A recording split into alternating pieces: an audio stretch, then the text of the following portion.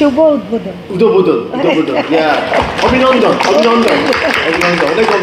আগে বাংলাদেশে ৬৫ দিনের মাছ ধরা বন্ধ থাকার ফলে ভারতের জেলেরা সুবিধা পেত বলে মন্তব্য করেছেন মৎস্য ও প্রাণী সম্পদ উপদেষ্টা ফরিদা আক্তার। বৃহস্পতিবার সকালে কক্সবাজারে জাইকার সহায়তায় বিএফডিসি মৎস্য অবতরণ কেন্দ্র ও পাইকারি মৎস্য বাজার আধুনিকায়ন প্রকল্পের নির্মাণ কাজের উদ্বোধনী অনুষ্ঠান শেষে এসব কথা বলেন উপদেষ্টা। ৬৫ দিনের একটা, যেখানে নাকি ভারতের ছিল ৬১ দিন, আবার তারিখটা ভিন্ন ছিল। আমরা দেখেছি বিভিন্ন সময় যে জেলেরা, মৎস্যজীবীরা, এমনকি মৎস্য ব্যবসায়ীরা আমাদেরকে বারে বারে বলেছেন যে এই তারিখটা তাদের জন্য সুবিধাজনক না, কারণ এই সময়ে যখন নাকি আমাদের এখানে ব্যান পিরিয়ড চলে তখন অন্য দেশে আবার ওদের ব্যান থাকে না, ফলে আমরা তো জেলেরা মাছ ধরতে পারছে না, কিন্তু আমরা যে মাছটাকে রক্ষা করার জন্য ব্যান পিরিয়ড দিলাম সেটা কিন্তু অন্য দেশে নিয়ে যাচ্ছে। ফরিদা আক্তার বলেন, পূর্বের অভিজ্ঞতা থেকে বাংলাদেশ ফিশারিজ রিসার্চ ইনস্টিটিউটের গবেষক দল এবং কারিগরি দল মাছ ধরা বন্ধের নতুন তারিখ নির্ধারণ করেছেন 15 এপ্রিল থেকে 11 জুন। এই 58 দিনে অন্য দেশের জেলেরা মাছ ধরতে পারবে না। আমরা যদি 15 এপ্রিল থেকে 11 জুন পর্যন্ত আমরা যদি করি, এটা 58 দিন হয়। 58 দিনে করলে আমাদের ওই সুযোগটা আর থাকে না যে অন্য দেশে কেউ এসে মাছ ধরতে পারবে। এটা আমাদের দেশের একদিকে প্রথম কথাটা হলো মাছটাকে রক্ষা, সব ধরনের মাছ, এটা কিন্তু শুধু ইলিশের জন্য না, সব মাছগুলোকে রক্ষা করার জন্য প্রয়োজন ছিল।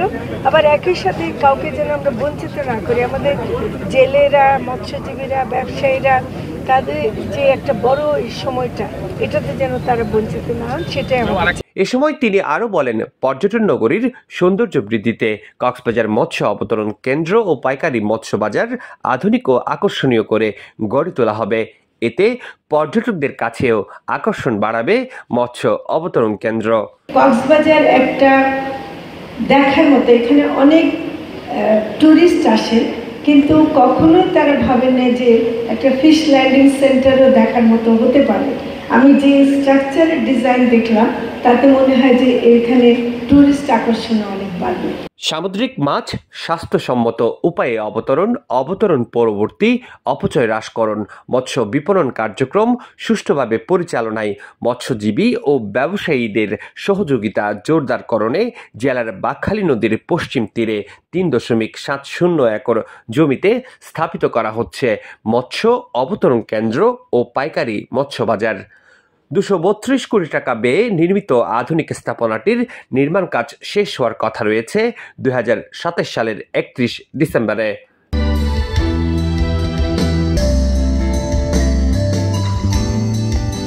অনুষ্ঠানে স্বাগত বক্তব্য রাখেন বিএফডিসি চেয়ারম্যান সুরায়া আক্তার জাহান।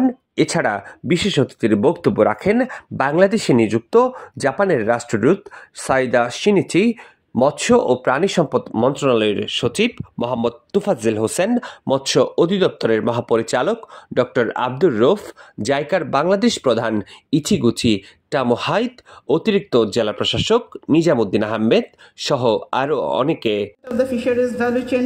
News desk, TTN, Cox's Bazar.